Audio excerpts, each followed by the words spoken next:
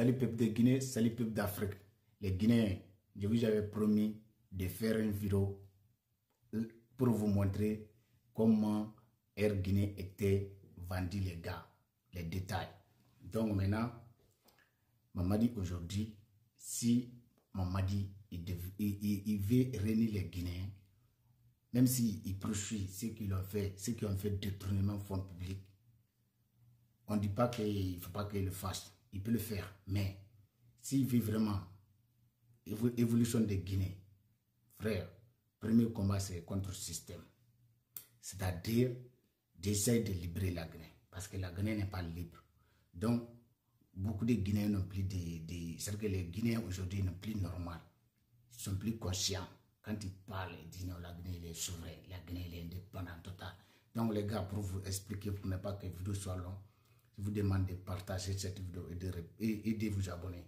Et je remercie tous ceux qui s'abonnent et tous les abonnés. Et je vous remercie à tous ceux-là qui partagent et tous ceux qui commentent. Donc les gars, écoutez, en fait, la cause de l'assassinat d'Ahmed Sékou Touré, c'était ça. Donc, le gouvernement de Lansana Conté était obligé de vendre tous les biens que Ahmed Sékou Touré il avait amenés en Guinée. Que ce soit les usines, les avions, les rails. Il était obligé à tout enlever.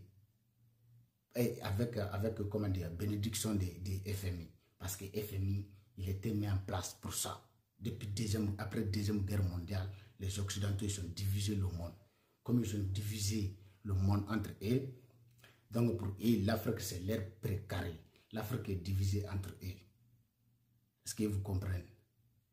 Raison pour laquelle, avant, jusqu'à là, parce que là, il vient de s'éclater. Donc, jusqu'à là, partout où il y avait les bases militaires françaises en Afrique de l'Ouest, les Américains ne venaient pas. Parce que c'était précaré français. Voilà.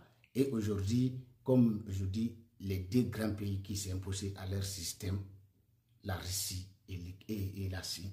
Oui, la Russie et la Chine. Et le Chine. Donc maintenant, il ne veut plus rester leur communauté internationale qui parle là. Il ne veut plus rester dedans. Vous voyez, non? Ils ont même créé un nouveau système bancaire. Ils ont créé un nouveau alliance qui s'appelle les BRICS. Donc, à tous les pays africains qui fait développement réellement, c'est avec ces gens-là on peut travailler. Mais de laisser les autres là, d'aller travailler avec les Américains, les gars, regardez aujourd'hui ce que l'Amérique est en train de faire à les Européens. Donc, les gars, je vous demande d'écouter attentivement et de partager. Donc, on écoute Madame Mariam. Moi, j'ai personnellement rencontré le ministre Babacar Ndiaye, qui était à l'époque le ministre des Transports, quand il devait vendre le Boeing 707 de Air Guinée. Le plus grand Boeing, celui qui faisait le vol direct d'ici, Jeddah. Il faisait le vol direct, il y avait les 4 moteurs, le 707. On venait à peine de réviser le 707. Les 4 moteurs, on les a révisés à peu près 1 milliard de dollars. Et eux, quelqu'un leur proposait... Ce que je vous avais dit là, regardez Libye, ils l'ont tué Kadhafi. Tous les biens que Kadhafi a fait, ils l'ont tout détruit. C'est le but. Il ne faut jamais que l'Afrique se développe. Qu'a tué Kadhafi, l'Amérique et l'Europe. Tout le monde sait ça. Donc, ce n'est pas aujourd'hui, ils vont aider l'Afrique à se développer. Ça ne va jamais arriver. Venant de eux. Voilà. Vendre ce Boeing-là à 700 000 dollars. Il n'y avait aucune commune mesure. Et à la même époque, l'armée américaine récupérait les 707 parce que le Boeing 707 est un des Boeing les plus économiques que Boeing jusqu'à aujourd'hui n'a pas pu fabriquer.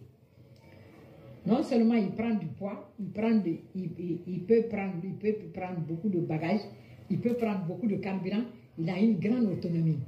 Il peut faire 8 heures, 10 heures, il peut prendre du carburant jusqu'à faire 10 heures de vol sans s'arrêter. Et c'est les 707 là maintenant que l'armée américaine a récupéré. On met l'avion dans leur réservoir. C'est eux qui font le ravitaillement en l'air de leurs avions de chasse. Le travail de Air Guinée, comme vous le demandez, c'était important pour le pays, c'était très très important pour le pays. Air Guinée, nous avons eu une chance, on avait tous nos cadres. Les pilotes étaient guinéens, les ingénieurs étaient guinéens, les agents commerciaux étaient guinéens, les hôtesses étaient guinéens. Donc, et tout le monde était dans le cadre de la fonction publique. Écoutez, Il n'y avait pas un traitement spécial pour nous. Le traitement spécial, peut-être, c'est quand tu es en mission, quand on vous envoie en voyage, on vous donne un peu d'argent pour vous entretenir là-bas, mais on n'avait pas de traitement spécial. Donc, c'était un très grand avantage pour Air Guinée. Mais vous savez, la compagnie était d'abord une compagnie publique. La gestion qui a fait défaut. C'est la gestion qui a fait défaut. Sinon, on avait des cadres. Au moment où on fermait Air Guinée, au moment où... Elle dit que c'est la session qui a fait la faute. C'est pas la session. En fait, ces gens-là, c'est ça. Dès que vous avez un président qui est là pour le pays, il veut avancer le pays, les gars vont combattre. Parce que, c'est-à-dire, comment dire, Amadou Sékou Touré, il avait tout mis en place, même l'argent guinéen. C'était pour la Guinée. Donc, c'était la cause à son assassinat. Donc, après avoir assassiné là, c'est là qu'ils sont amenés les gens inutiles là, comme Lansana Conté, qui ne sait même pas lire, frère. Écoutez. On revendait Air Guinée. Le Boeing 737 que l'on avait, on pouvait l'entretenir ici. Le premier chèque qui devait être fait, le chèque C, était fait à Conakry. Et ça a été homologué par Boeing, ils ont accepté. On a été avancé jusqu'à là. Mais la gestion, c'est autre chose. C'est la gestion, en fait, qui a fait défaut. Et quand je suis allée en 1986 à Kiev, je voulais faire mon doctorat. C'était sur la gestion des compagnies africaines. Depuis Nigeria Airways, et après, parce que Nigeria Airways a été la première grande compagnie africaine qui a fait faillite, alors que Nigeria Airways était une très très grande compagnie. Mais avant une grande compagnie, ils avaient des jets. Le catering de Nigeria Airways était plus grand que la cité où j'habite là. Si je vous dis, vous n'allez pas croire. C'est-à-dire le service à bord, le manger qui prépare, l'unité qui faisait rien que ça. Rien que ça, déjà, ça pouvait les servir s'il y avait une bonne gestion. Donc, le sujet au fond de mon mémoire était sur comment faire une gestion rigoureuse dans nos compagnies. Et malheureusement, Air Afrique a suivi après, Air Guinée aussi a suivi après. Alors, si nous prenons le plan économique, vous voyez, tout ça c'était organisé par les Occidentaux. Voilà, les gars, écoutez très bien. C'est très très important ce qu'elle dit là. Parce que maman dit aujourd'hui, il amène l'armée américaine en Guinée. Frère. et Air Guinée remporté la Guinée, comment vous expliquez? Bon, Air Guinée, d'abord, on avait la chance, on avait les aéroports presque dans les 4 régions naturelles de la Guinée. Depuis Sambailo, Labé, Sigiri, Kankan, Kizougou, Zérekore, Massantan, il y avait des aéroports partout. Et Air Guinée assurait tous ces vols-là. Il y avait les passagers, Air Guinée assurait tous ces vols-là. Ça, c'était déjà quelque chose de beaucoup. Air Guinée assurait le vol des pèlerins guinéens. À part les pèlerins guinéens, on avait à transporter, on transportait les pèlerins libériens, sierra-léonais. Un moment même, les pèlerins ivoiriens et maliens venaient en Guinée pour prendre leur vol de pèlerinage et partir. On avait le vol des étudiants. Les étudiants guinéens étaient les seuls à l'extérieur que l'avion partait chercher. Voilà. Certains Maliens même se disaient qu'ils étaient Guinéens. Ils exigeaient que Air Guinée les amène jusqu'ici pour qu'ils partent après par la route au Mali, faire les vacances et revenir prendre l'avion ici et partir. Donc,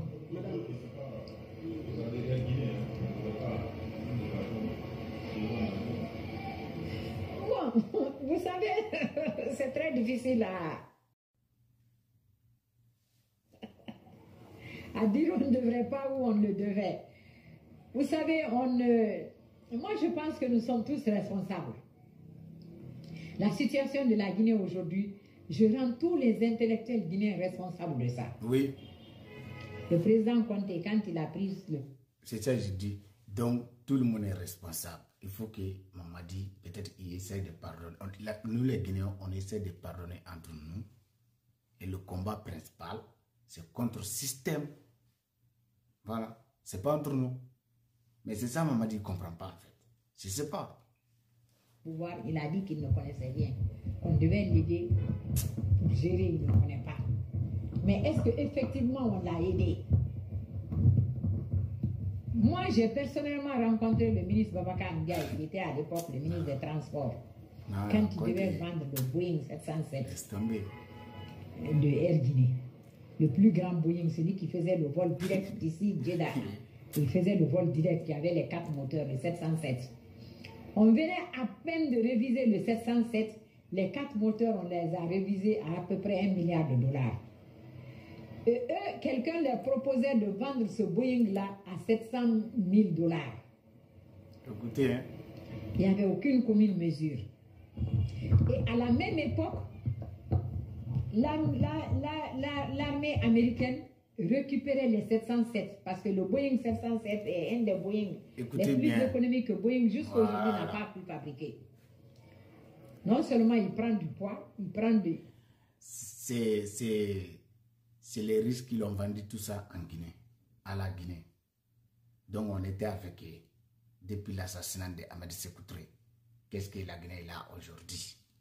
Qu'est-ce qu'on a y faire? Qu'est-ce qu'ils ont fait? Écoutez. Il peut prendre beaucoup de bagages, il peut prendre beaucoup de carburant, il a une grande autonomie. Il peut faire 8 heures, 10 heures, il peut prendre du carburant jusqu'à faire 10 heures de vol sans s'arrêter. Et c'est les 707 là maintenant que l'armée américaine a récupéré. On met l'avion dans leur réservoir. C'est eux qui font le ravitaillement en l'air de leurs avions de chasse.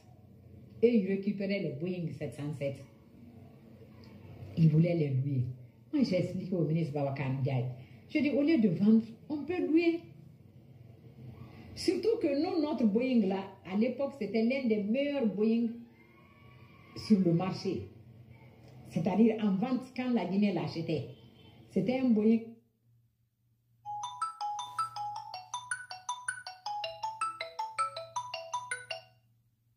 Le quartier Pacifique.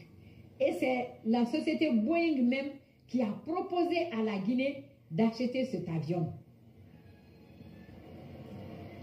Vous comprenez?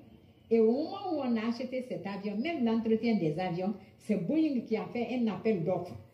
Voilà. Là où ils avaient leurs ateliers de révision. Et c'est Aer Lingus, une compagnie irlandaise, qui a remporté l'appel d'offres qui a été lancé au nom de Air Guinée. Et c'est à Aer Lingus qu'on révisait à l'époque nos avions. C'était pas du tout Air Guinée qui avait décidé ou autre tout, c'était très organisé. Moi, j'ai proposé à Babacar Ndiaye, j'ai dit, mais on... Voilà, est-ce que vous l'avez entendu ça? C'était organisé pour faire tomber Air Guinée. Parce que tout simplement, les gens, comment dire, FMI, les gars, FMI, il était mis en place pour ça, pour contrôler l'évolution africaine, économie africaine, tout. Écoutez les gars, après je vais commenter les gars, on est ensemble. Le louer, même si tu as ta propre voiture, que toi tu ne peux pas exploiter, ton camion de transport, c'est comme ça que je l'ai expliqué terre à terre. Je dis que toi tu ne peux pas exploiter, mais tu peux le louer, au lieu de le vendre, ça te rapporte. C'est pas, il ne faut pas faire la poule aux odeurs. Si ta poule, chaque jour, elle te pond un œuf en or. Mais si tu la tues, tu n'auras plus d'or. Oui. Il m'a regardé. Il dit, Madame Keta, j'ai dit oui. Il dit, mais toi, tu penses comme ça. Si moi, je vais maintenant en conseil de ministre, ce que toi, tu m'as dit, c'est ce que je vais faire. Ou bien ce qu'on a écrit sur le papier, on m'a donné, c'est ce que je vais dire. Vous avez vu, non? Qu'est-ce qu'ils l'ont écrit sur le papier pour le donner? Tout ça, ça ne vient pas du gouvernement guinéen. C'est ça que Mamadi devrait comprendre. Si Mamadi n'est pas capable de comprendre cela, ça veut dire eux-mêmes, ils seront capables de faire pire que ce que le gouvernement de Lansana Conté sont fait. Parce que ce système, c'est pas... Si vous êtes avec les gens là, vous êtes obligé de détourner. Voilà, c'est ça. Non, ce qu'on a écrit sur le papier, c'est ce que tu vas donner. Je dis, mais il faut faire la part des choses. Si ce que moi je t'explique, tu penses que c'est la bonne chose, ceux qui t'ont écrit le papier, qui t'ont amené devant, il faut les appeler, dis-leur de revenir sur ça. Ah, c'est très dommage. C'est la chose que nous regrettons aujourd'hui. Je sais que je ne suis pas seule. Tous les employés de Air Guinée, c'est la seule chose que nous regrettons aujourd'hui dans notre pays. Parce que chacun souhaiterait que ce que tu fais, que tu aies une relève. Si tu es en bonne santé, tu es né, tu as grandi, tu veux avoir un enfant que tu dis, ah, c'est mon enfant que je laisse. Mais nous, qu'est-ce que nous avons laissé? Rien. Tout ce que nous avons laissé n'existe plus. Voilà. C'est le plus grand regret que nous avons. En tout cas, que moi j'ai, et je sais que c'est la plupart des travailleurs d'Air Guinée, c'est le plus grand regret qu'ils ont. On n'a pas préparé la relève. Madame, pourquoi vous mettez la chose dans Nous sommes deux. Il y a une aussi qui a fait une formation après moi dans le même institut. Non, à votre temps. À l'époque, Oui. sauf après. Oui, à l'époque, j'étais seule. Oui. Donc, les gars, plus important, c'est passé. Vous avez vu, non? C'est ça. En plus, Conté, Lansana Conté, il dit que lui, il savait qu'il ne peut pas. Mais il veut rester au pouvoir, frère. Et que les ministres vont l'aider. C'est-à-dire que vous avez vu Mental Guinée. Tu sais, tu n'es pas l'intelligence de diriger le pays. Tu sais que tu n'es pas capable, mais tu es là. Mais après tout ça, FMI, elle les a poussés.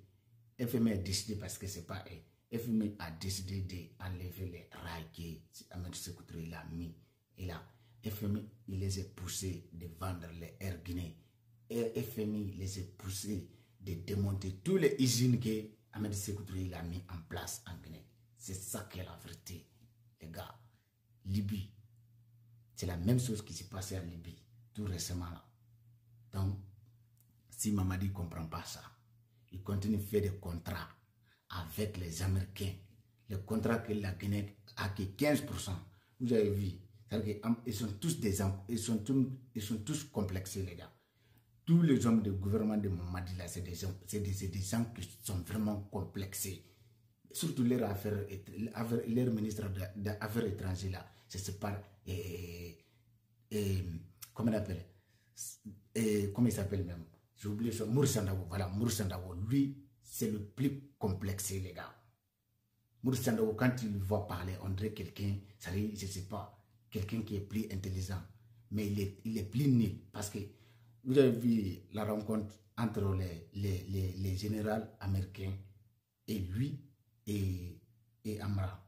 Il dit ce que lui là, il a remarqué, que Donald Trump, il a félicité le gouvernement de Mamadi. Donald Trump, il est qui? Est-ce que Donald Trump, il donne quoi à la Guinée? Lui, il doit remarquer ça. Pourquoi? Vous voyez, non? Donc, c'est des gens qui n'ont pas capables, les gars. Aujourd'hui, là, tous les pays africains qui font évolution, développement, en fait, le nouveau monde qui est en train de mettre en place, là, c'est avec les BRICS que tu vas travailler, ou soit c'est avec les riches, ou soit les Chinois. Mais tu restes avec les gens là, les gars, vous allez continuer dans la même souffrance. C'est ça qui est la vérité. Si les Guinéens ne comprennent pas ça, pas de souci. L'Ukraine aujourd'hui, tout l'aide que les États-Unis ont fait pour l'Ukraine, aujourd'hui, Donald Trump, il veut récupérer les terres ukrainiennes. Vous voyez, non? C'est-à-dire qu'ils ont poussé l'Ukraine, fait la guerre, et après, il veut prendre les terres ukrainiennes. Donc, c'est ça leur comportement. Et c'est comme ça qu'ils travaillent. Aujourd'hui, pourquoi il veut amener les militaires américains en Guinée? Parce que Rio Tinto, c'est une entreprise australienne qui est écrite sur le papier, mais c'est pour les Américains. C'est multinational américain. Donc, il faut qu'ils amènent les soldats américains pour protéger leurs intérêts. C'est de ça qu'il s'agit. Abonnez-vous et partagez, les gars. On est ensemble. Vive la Guinée libre, vive l'Afrique libre.